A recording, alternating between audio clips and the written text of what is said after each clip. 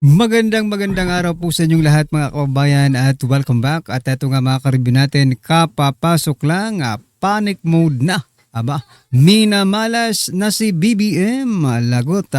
Sobrang tapos na ang ICC. Yan po mga kababayan ang ating alamin at bibigyan ng reaksyon sa video ito. Pero bago po natin simulan yan, palike naman po ng video ito mga kababayan. Malaking tulong po yan. Maraming salamat po. At ito na nga, pasadahan na po natin to. Tawakin din natin ang ating suporta para sa 2.5 milyong mahihirap at yung malapit ng maging mahirap. What the heck? Get some help. At yung malapit ng maging mahirap, walang hiya yan. Imbis na pataas tayo, pabagsak talaga tayo dito mga kababayan. Grabe. Mga kareaksyon, isa Ulitin pong niya hapon. natin, ulitin natin ha. Tawakin din natin ang ating Tawagin suporta daw. para sa 2.5 milyong Milyon. mahihirap at yung At malapit yung ng maging mahirap. Okay. Yung malapit ng maging mahirap, nasa katinoan pa ba ito mga kababayan? Di ba? Parang ang hirap intindihin no mga ka-review natin kasi supposed to be dapat ang progress dapat ang di ba? Hindi pabagsak. Biruin mo yan, malapit ng maging mahirap. Tawakin din natin ang ating suporta para sa 2.5 milyong mahihirap at yung malapit ng maging mahirap. Stop it.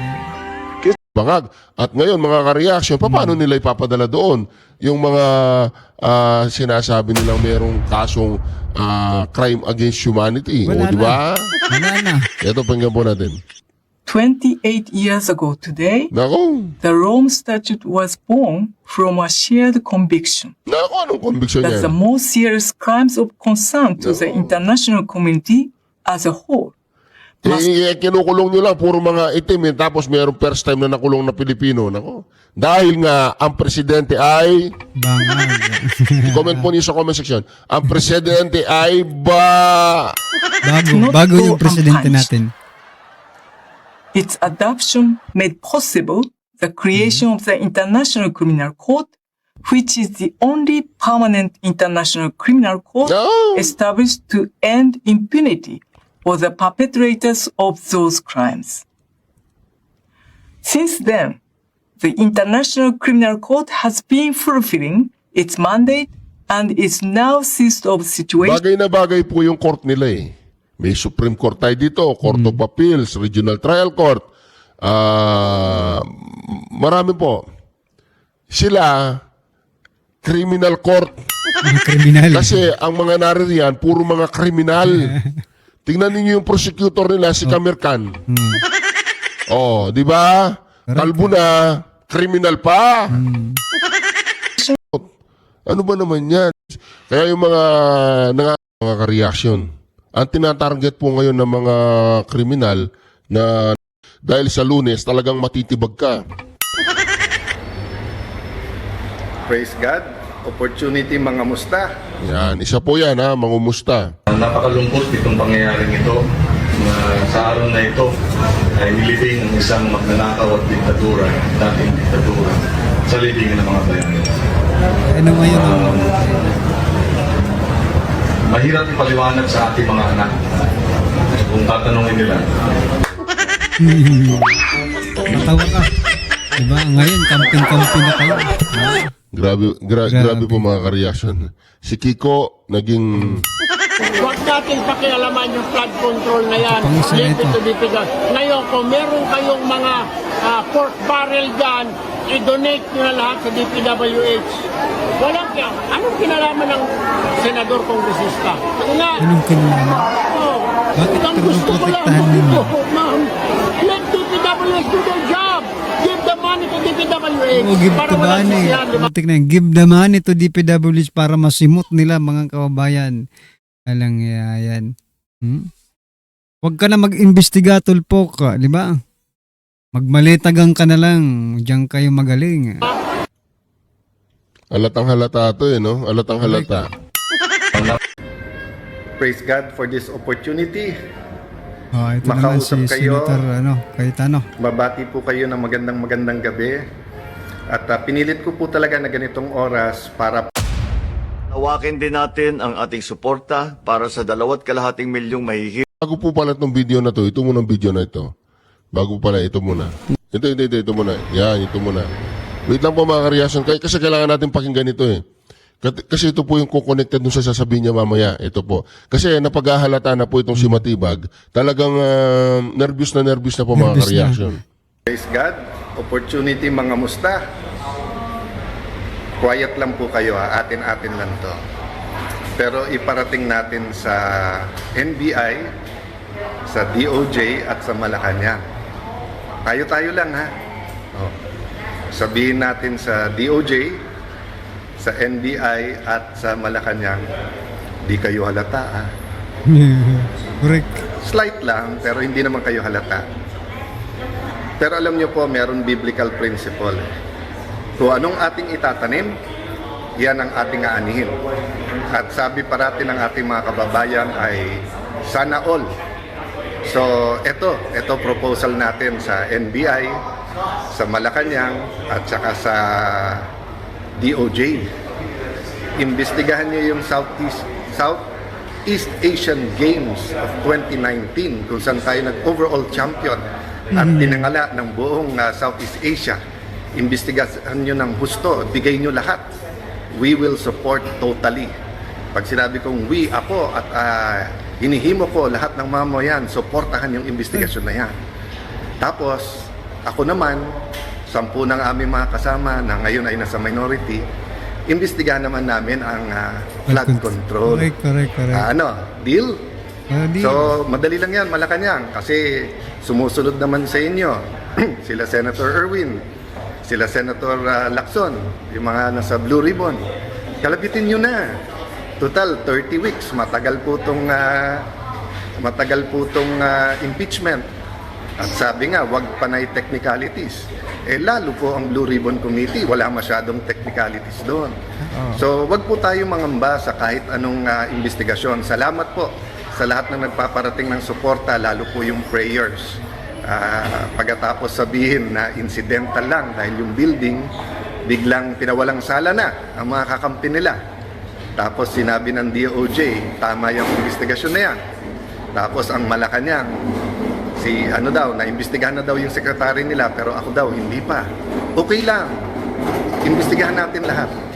Pero hindi naman siguro bad words ang flood control. Ang bad words ay cover up. Yun. So, tama-tama, magsosona na ulit.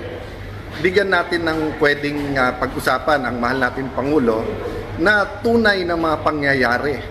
May list na kami ng mga witnesses na mga matitibay. Yung iba, nasabi na in public. So, supportan natin lahat. All-out investigation, katotohanan, para magbago na yung ating bayan. God bless you all. Nako po, cover up pala. Ito po yung kinatatakot reaction. Ang vlogger. Sabi niya, sasamahan niya si Duterte. Willing siyang samahan, hindi niya iiwan. At kung magkaka-warrant of arrest daw siya, hindi siya magtatago. Haharapin niya. Oo, Bato, eto na. Dumating na ang panahon. Ulit nga, Bato, pick, T-biotic.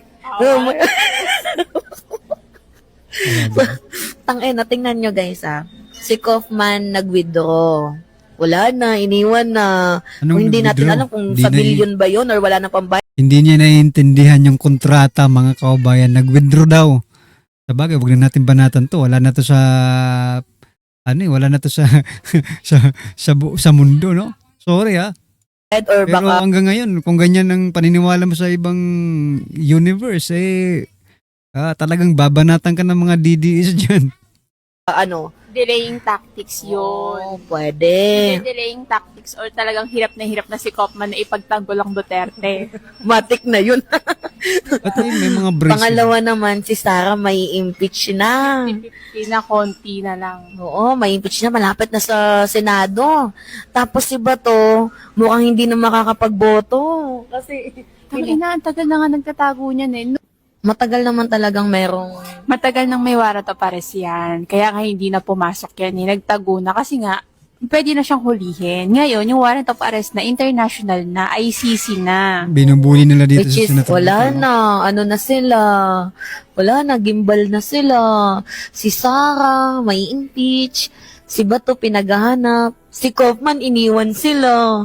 Oh. Kay Kaufman, di ba, ano yun? Ano ba yun? We need do, nag-withdraw. Hindi. Kaya nga, anong Nag-in of purpose nun? contract. Either hirap na siyang Etong- ipagtanggol ang Duterte. Hindi. Itong isang babaeng ito, buhay pa ito, mga kabayan. Yung isa, nagurgur na. So, ingat kayo, di ba? Wala ng pambayad? Wala nang pambayad. Or Or delaying tactics yan. Kasi di ba, bakit niya chinempo dun sa, Oo. di ba? Kaya mga minamahal, aray mo. Kaya nga ito yung masasabi namin sa inyo eh. Kahit i-bash nyo kami, okay lang. Walang magagawa Hindi na yan kasi kailangan. nagbaback to you lahat sa inyo. At Aray saka ko. naka-turn off comment section ako. Kahit murahin Nagbabak to you daw eh. Nabak to you nga kayo. Di ba? namin kayo dito, hindi kayo makakapagpatol. Unless i-post nyo tong video na to. Mas lalo kaming sisikat. Ba. Wala kayong magagawa. Ba. Ba. Alam niyo mga karyaso, nalulungkot ako ha. Gagawin mo lahat yan para kumita ka lang ng pera. Bayad po yung mga yan eh. Dito kahit nasa kabilang aisles po yan. May na Teka lang. ito yung nadali. Ito po yung nadali mga karyaso na yan. May maalis siya. Alam niyo, kahit nasa kabilang aisles po yan, hindi po maganda yan eh. Hindi maganda, lalo na bagong retoke siya, bagong ayos ang mukha niya. Correct. Eh, sayang naman eh, no? Grabe. Sabi ko nga sa inyo mga kabayan, nauna pa ako dito kay Alicia mag-vlog. Oo. Kaunti pa lang yung subscriber nito nung simula. Tapos pagkita ko ulit, ay, gumanda na mga kababayan. Di ba? Yung, sa mga nakapanood sa kanya, di ba, may green screen pa nga siya. Dati mga kababayan, di ba, nag-green screen pa. Pero hindi niya remove yung green screen. Talagang naka-green screen yung background niya, mga karbi natin. Nung nagsisimula pa lang. Tapos bigla na lang ganitong nangyari.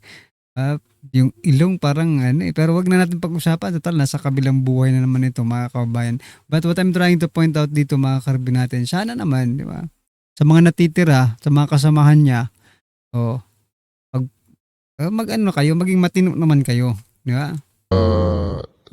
Alam nyo, masyado po kasing Patagamitin ni Sara Duterte si former President Duterte.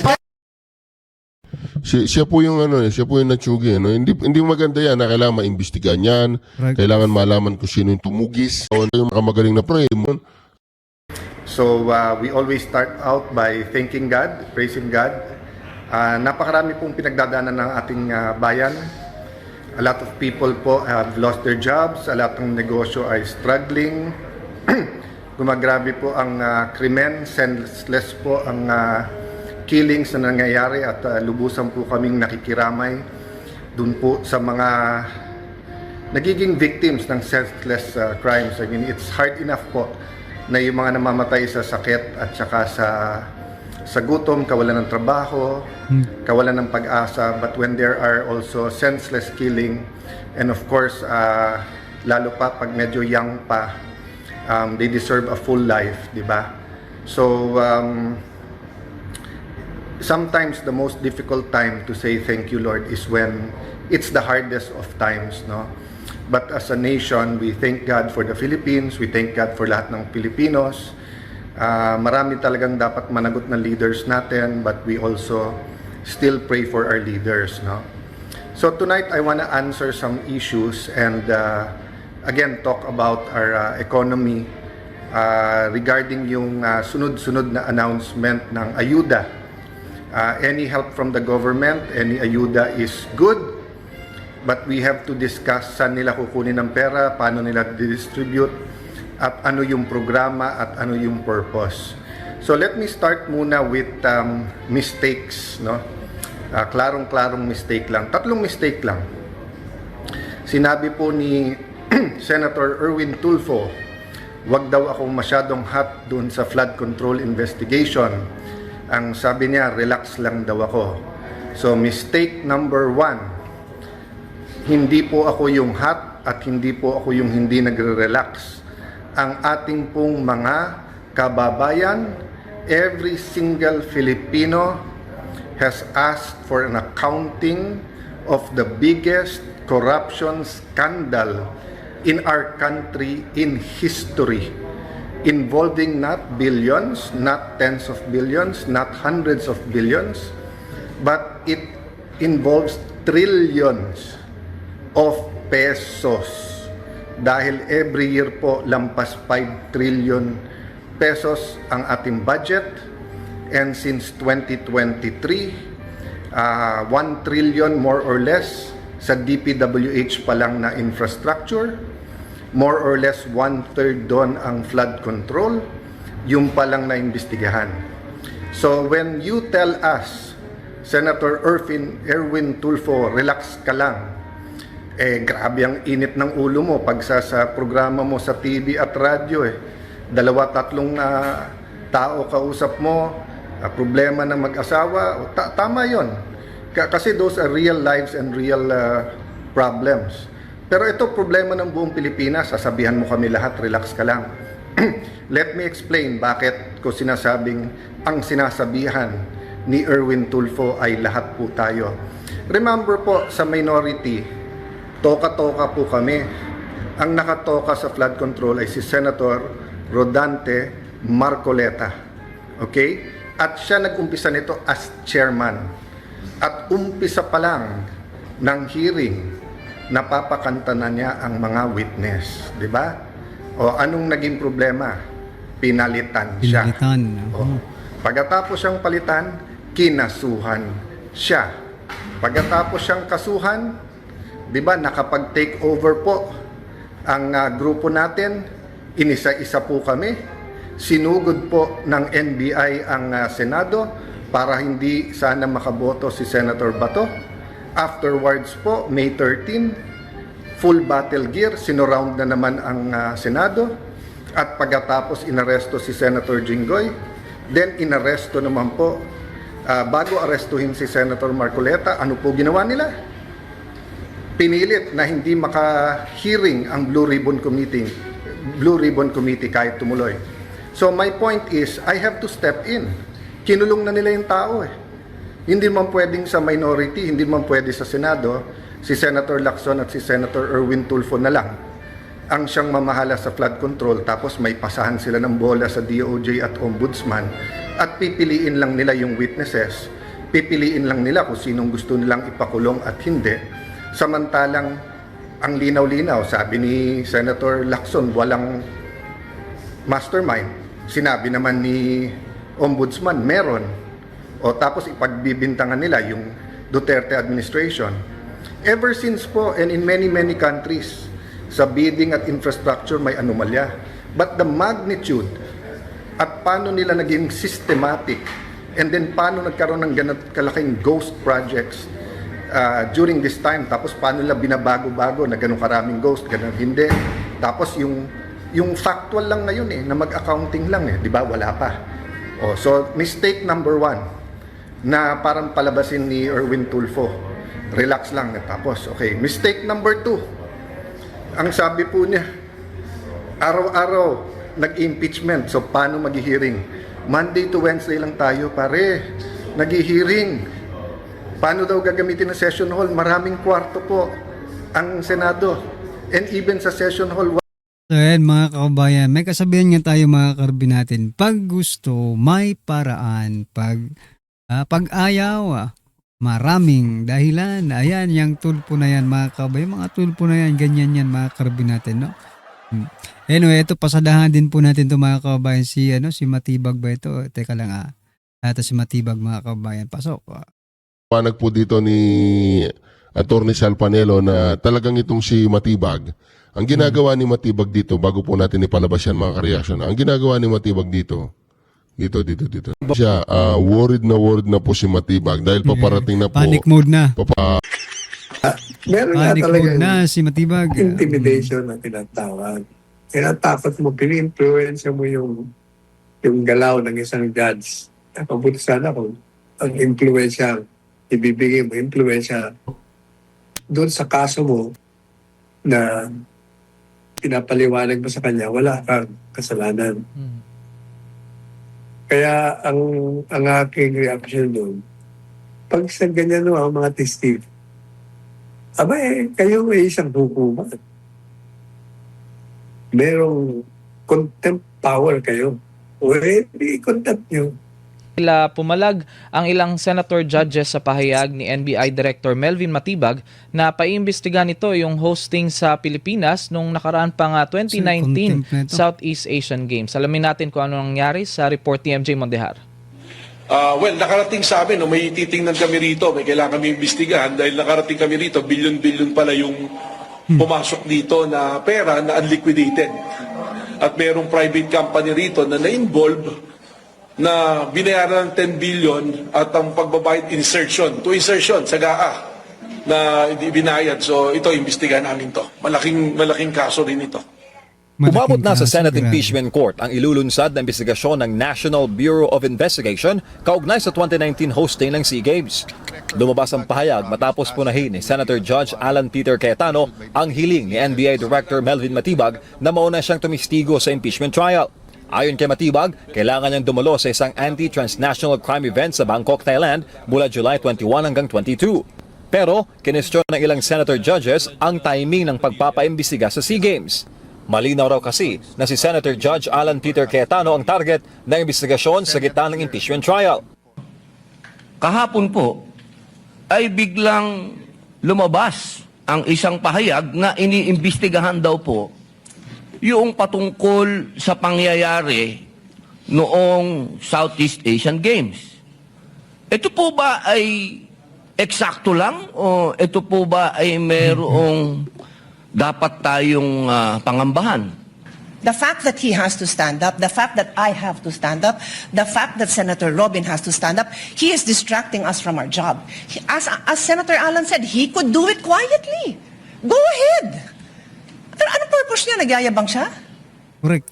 Ayon kay Matibag, sisiyasatin ng NBI ang halos 10 billion pesos na pondo para sa pagpapatayo ng New Clark City Sports Complex na ginamit noon sa SEA Games. Anya, nananatiling unliquidated o wala pang pinal na ulat sa paggastos sa naturang pondo. May mga dokumento rin umanong nakuha ang NBI na nagpapakitang ibinigay ang proyekto sa isang pribadong kontratista nang walang public bidding. Yung sinasabi niyang infrastructure na walang bidding, first of all, the procurement law has many modes of procurement. So don't make it appear sa public na just because walang bidding, may anomalya na to. Gid pa ni Cayetano, wala siyang kinalaman sa mga infrastructure project ng SEA Games.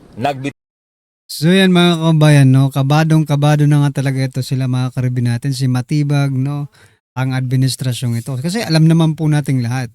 Itong si Matibag, hindi po yung gagalaw kung wala pong kumpas galing po sa kanilang boss na nasa Malacanang mga kababayan. Pero ito, pasadahan din po natin itong mga kababayan, itong mga nagte-trending na balita dito po sa social media. At eto nga mga kababayan, no, itong si Boying Rimulya, talagang uubusin talaga sila. Diba? Si Matibag dito kay Cayetano, si Boying naman dito kay Padilla. Sabi po dito Boying, tutuluyan umano si Senator Robin. Si Robin Padilla hindi sumagot sa obstruction of justice. PI or preliminary investigation na yan. Malapit na sa husgado yan. Aray ko, tutuluyan niya ba? Itong si Senator Robin Padilla mga kababayan. Grabe no? Itong mga ginagawa na hindi kayo halata. President Bongbong Marcos Jr., Ombudsman Boying Rimulya, NBI Director Melvin Matibag, at saka pati na rin yung Sandigan Bayan, isama na rin po natin, hindi kayo halata. No? Lahat kayo ay nagtutulong-tulungan, diba? Parang isa lang yung remote control ninyo. Sino kaya may hawak ng remote control, diba? Para gumalaw ang mga ito, mga kababayan. Ito po ang sabi dito sa ating comment section. Sabi po ni Munap, don't be crazy, remember, ayan, that is the game of those people fooling the public, correct. Niloloko nga na lang tayo nitong mga hinayupak na ito. masyadong halata, sabi po ni Gibo, correct ka. Ihawon na unta na ninyo si Buying, aba, parang ihawon, ano, parang ano bang ihawon sa ano, sa Tagalog, katayin, parang ganun mga kababayan, alright? Sabi po dito, boss, buying, buying, gago ka na yata tang mukhang imbudsman, isa kang demonyo, aray ko. Sige, subukan mo, try it, Jesus Rimulya. Kung anong kahinatnan mo, unggoy. Ay, wag nating tawaging mga unggoy ang mga ito. Tawagin po natin itong mga buwaya, mga kababayan. Kasi nagagalit po sila na tawagin na unggoy. Ayan na. Uubusin ni Rimulya lahat ng kalaban para wala nang makapagpigil sa pagsayaw nila ng cha-cha. Charter change. Ayan mga kababayan. Ano po ang masasabi dyan? Just comment down below mga karbi natin at eto. Pasadahan din po natin to itong si Senator Ping Lacson. Aba, nagtutulungan na talaga. Ping, iginiit na legit ang 4 times na paglaki ng kanyang yaman. Ano to? Scatter mga kababayan. Sorry for the word. Dapat hindi nyo narinig yun. Pero eto, sabi po dito, hindi nagdoble ang net worth sa salin ko in 2025 compared to 2022. When I left the Senate, actually more than 4 times ang increase at 244.9 million compared to 58.7 million in 2022. Ayan mga kababayan, 4 times nga. Hindi lang doble kundi 4 times. At legit daw ito mga kababayan. Okay? Kung legit pala at mayaman ka na, di ba? Kung legit pala yan at mayaman ka na, bakit hindi mo malabanan itong mga korap sa ating gobyerno? Di ba? Buti nga yung mga mahihirap lumalaban pa mga kababayan. Kayo tuloy na mga may kaya na, di ba? Hindi nyo kayang labanan itong mga hinayupak na ito. Bagkos ay dinidepensahan nyo pa, pero no protektahan nyo pa. Kaya hindi po talaga maiwasang isipin ng taong bayan na ikaw ay protector, di ba? Ikaw ay taga-depensa, tagapagtanggol ng mga buwaya na involved dyan sa flood control. Scam na yan, di ba? Sabi po dito ng ating mga kababayan, 4 times ba? 4 times ba naman? Times 4 ba naman? Times 1 lang sana, di pa bisto. Ayan. Very corrupt indeed. Correct. Di ba? Takot din makalkal ang yaman. Heist, mga crooks nga naman. Sabi po ni Mary Ann. Arcilia, sabi naman po ni Romana. Palso. Anong paso? Paso ayata. Paso. Wow, magnegosyo ka na lang. Oo nga. Ayos. Tapos inuusig nyo yung 88 million lang ang salin. Ayan. Demonics, legit, maleta. Yes po, legit talaga ang maleta. Sabi ni JD. Ayan mga kababayan, ano pong masasabi nyo dyan? Sa pagtaas ng 4 times. Ng kanyang salin itong si Senator Ping Lacson kasi napuna yan ni Senator Cayetano mga kababayan ito last po natin pag-usapan. Ito naman pong si former PACC chair na si Sir Greco Bellica. Sabi niya po dito, Mr. President, unless you repent and lead the nation to repentance, you will go down in history as the most hated and the most corrupt president it ever had. Nako, kahit pa huli na ang lahat, Sir Greco Bellica. Huli na po ang lahat, pero sabi nga, it's better late than never, di ba? Pero huli na po talagang lahat. At hindi na kaya nilang agapan pa itong pagbulusok pababa ng kanyang ratings. Most hated. Siya po ang most hated mga kababayan at most corrupt president ng Pilipinas. What do you think mga karbi natin? Do you believe dito po sa sinasabi ni Sir Greco Bellica na ito pong si President Bongbong Marcos Jr. ang pinaka inaayawan, no? Pinaka ano bang hate sa ano? Okay, pinaka inaayawan at pinaka-corrupt na presidente ng Pilipinas. Ito po ang sabi ng ating mga kababayan. Sabi po ni Milagros de Los Angeles, pasagdi nga dili mo repenta, iya man tagluwas sa atong kinabuhi, sagdi na siya maimpyerno, lapil butang sa patyon ang mga maleta. Ayan, ang presidenteng walang alam, di nga Sos Marisep, sabi po ni impyerno jud ang paingnan, bugok, sabi. Yes, most hated, agree, sabi po ni Lotlot. Sabi naman ni Erlenda, ay Apo BBM, agaramid ka kumaiti, anong lingwahe, dialect, okay? Kumaiti na sa yaat, pag sa yaatan iti Pilipinas. Ayan. In your own opinion, of course. Hindi lang opinion yan ni Sir Greco Belica. Maging tayo mga kababayan na nakikita yung buong katotohanan, ay ganun po ang nakikita natin, mga karib natin. Alright? So yun mga kababayan, ano po ang inyong opinion, reaksyon patungkol po sa video ito? Just comment down below mga kababayan. At syempre, huwag pong kalimutang i-like ang video ito. Malaking tulong po yan. Maraming salamat po.